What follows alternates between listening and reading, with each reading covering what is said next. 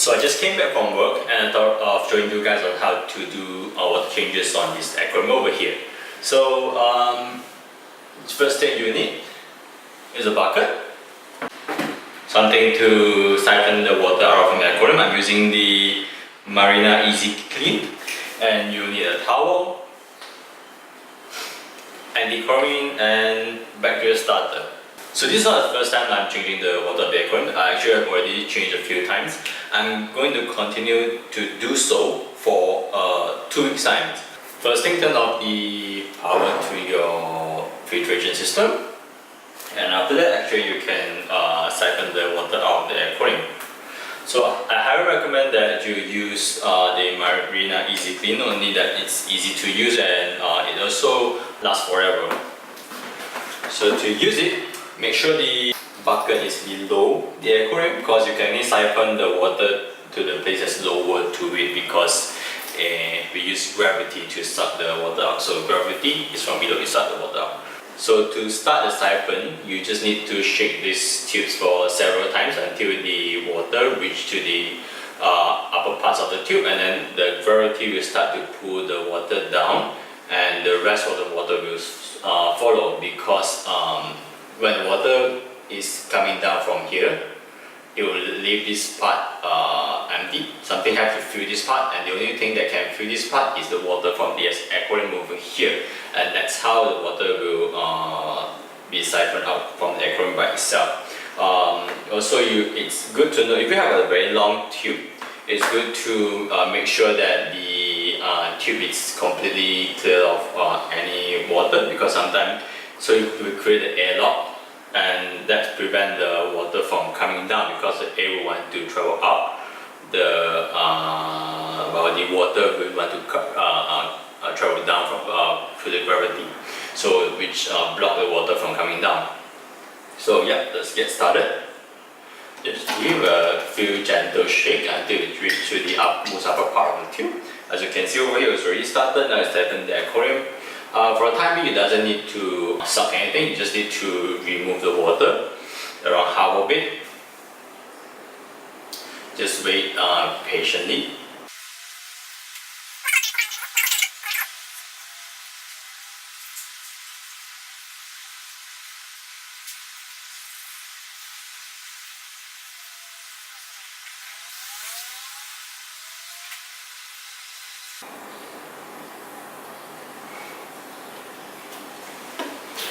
So when the water reaches the half portions where we want it to be, before you remove the siphon from the aquarium, make sure you use your hand to block the suction place of it, because once you remove the water, as you can see over here, the water will want to travel back down from the aquarium. This will disturb the soil, which we don't want, so that's why I'm using my hand to create a blockage from here, so that the water won't disturb the soil too much. So now is the time to fill back up the water into our aquarium. Before we do that, you will want to introduce some anti-chlorine first. You can dose it directly into the tank first, or you can dose it into the bucket first. It doesn't make much difference, but don't introduce the anti-chlorine after the aquarium has been filled up with water. So again, I forgot to bring back a syringe, so I'm just going to estimate around 1 ml of this into the bucket. It's not necessary to stir it.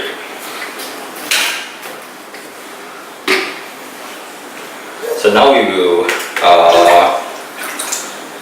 pour back the water into the aquarium using a small mug. Remember, use your hand to prevent the water from disturbing the soil, and pour the water in slowly.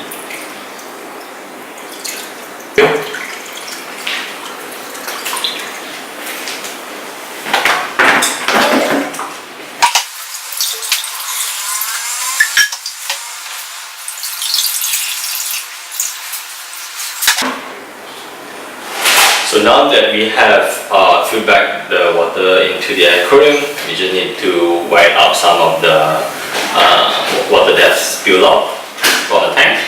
You can use glass cleaner detergent, glass cleaner detergent, but make sure that it doesn't scrape into the aquarium. The other side, and also now you can turn on the pump as well.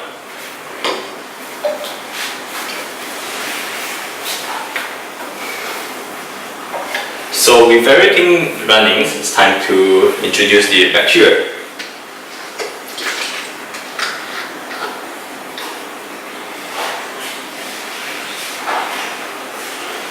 Let's pour it inside there, and that should be enough. Make sure, I have noticed a lot of people have a habit to, like, after they pour something inside there, they will use the aquarium water to wash the cap. That's a bad idea because you don't want any thing to contaminate the bottle here.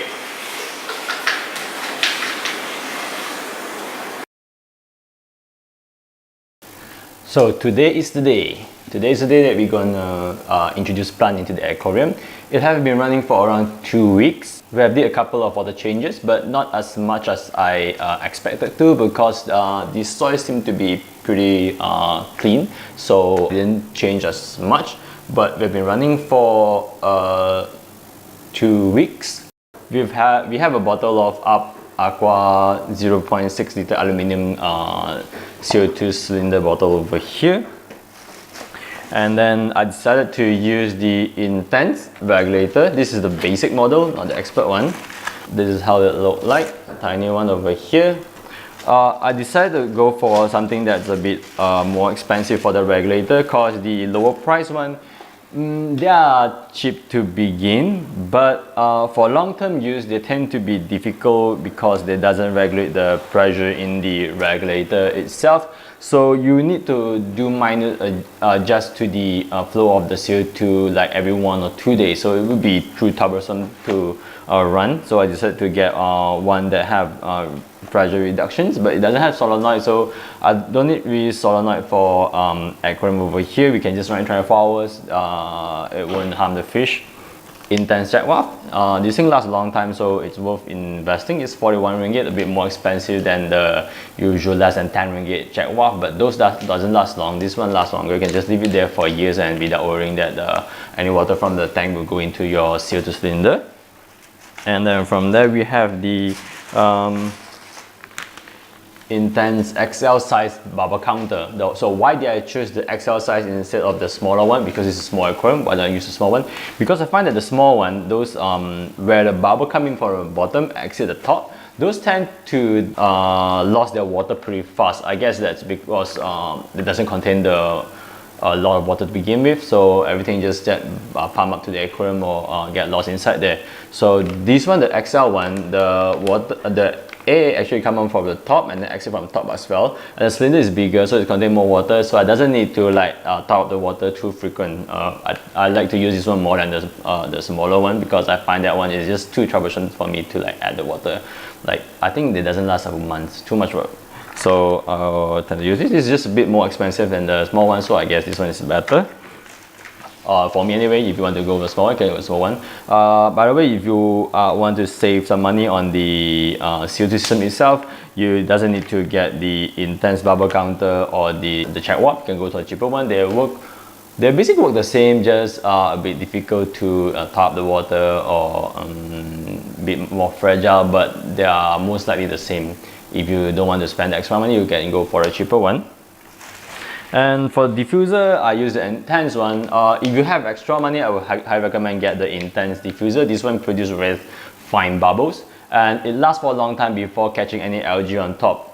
So it's well worth the money that you pay for this one. It lasts longer than the normal one, and it produces finer bubble. It's not as expensive as those fancy ones. It's only 63 ringgit, so it's way worth it. This is a 45mm one, the smallest one, which is suitable for this aquarium size. There are longer one, but you don't need it for this size over here.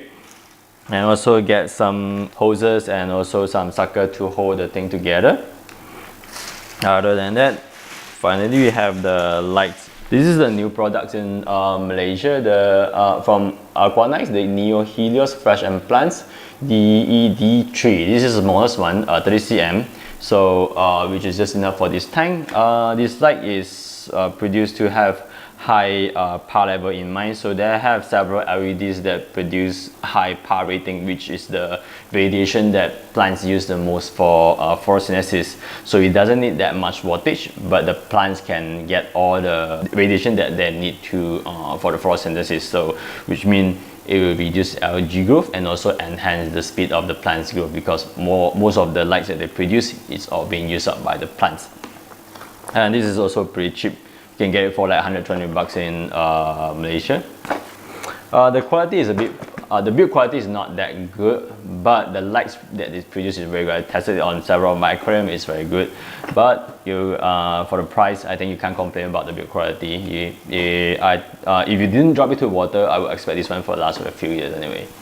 So yeah, all the equipment have been shown. I'll leave a description and the link on below of the products I've used, and also for the plants as well. With that being said, it's time to begin planting. We are going to start at the back, and for that we're going to use some stem plants that grow tall. What I'm going to use here is the Luija aquata. The Luija aquata is a very nice reddish orange plant that's suitable for all tank sizes.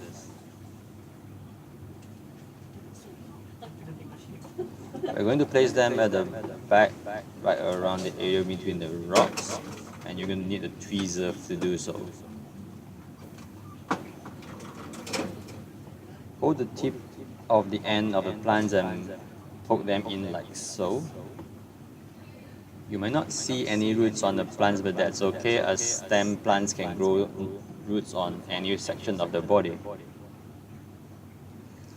It's actually better to trim away excessive long roots.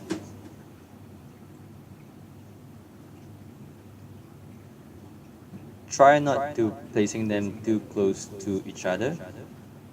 Especially with stem plants, we are going to actually plant them individually.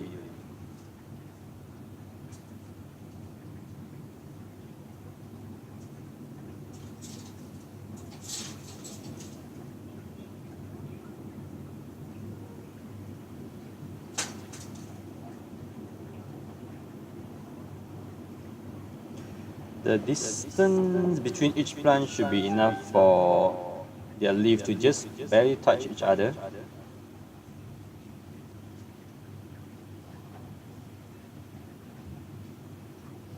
In the beginning, the plants might look too far apart, but that's okay. When they grow taller and as we trim them, they will start to spread and become bushier. If you plant them too close together, usually newly planted plants will melt away. It's more or less like how people plant paddy.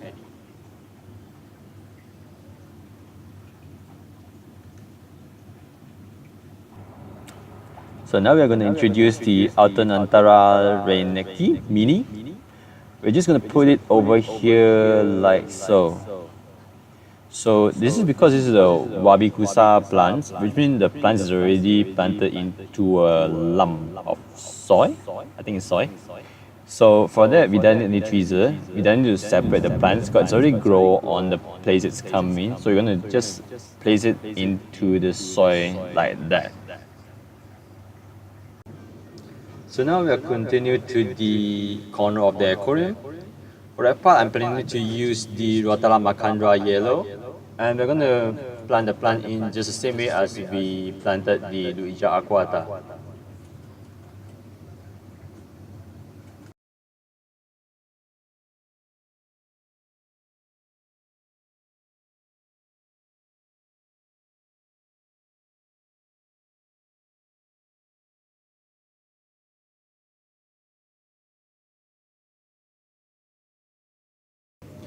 Now I'm just going to add in just a little bit of Rotala Macandra draft, just to spice things up a bit. The Rotala Macandra draft have an intense deep red color, and that will make the tank look more interesting. I'm just going to place them in between the Luija and the Macandra green.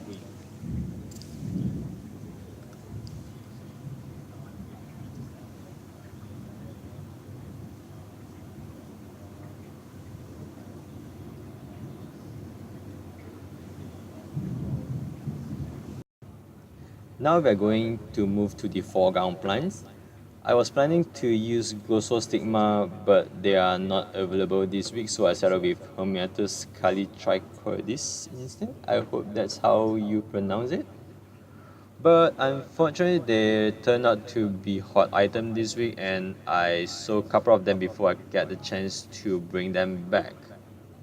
I managed to secure a few pots, but I doubt that will be enough to cover this tank. The Helios is a little bit challenging to plants that have tiny leaves and roots.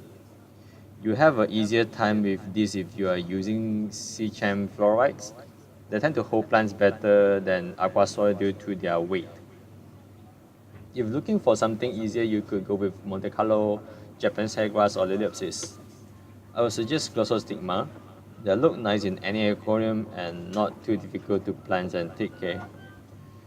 Japanese hairgrass and Helios or Thinless might be too tall for this aquarium, but will work better for aquarium above 30 cm tall. So we are going to plant them separately, like how we did with the stem plants, but for the Hermetus, we are not going to individually poke them in because that's impossible. We are going to take small bunch of them and try to plant them as close as possible without disturbing the plants that we have already introduced to the tank. Because if you put them too close, most likely you are going to root the other ups when you introduce a new one. But if you're using Glossostigma, you're going to have to trim them off individually and then plant them individually, unlike the Hermetus. They are more like the stem plants that I talked about. You're going to need to cut them off and trim them apart, and then plant each of the roots separately, like so.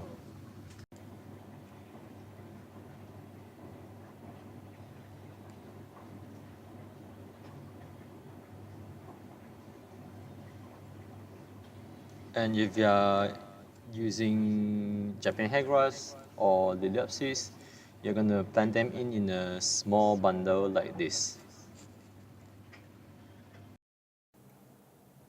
Even though the Helios was not enough to cover the foreground, we got to top the water up and let it run for the time being until I manage to get them in these coming 3 days. After that, we will run the water as usual, doing 50 water changes weekly, topping the evaporated water daily, and slowly increase the brightness of the light accordingly until the plants show nutrient deficiency, and by then we will start adding fertilizer into the aquarium. For those that use Seachem Flora, you can begin adding fertilizer right around a week after introducing the plants. But for those that use soil, we might take a longer time before we add fertilizer into the tank. We'll get more into that in our next video. Until then, have a nice day.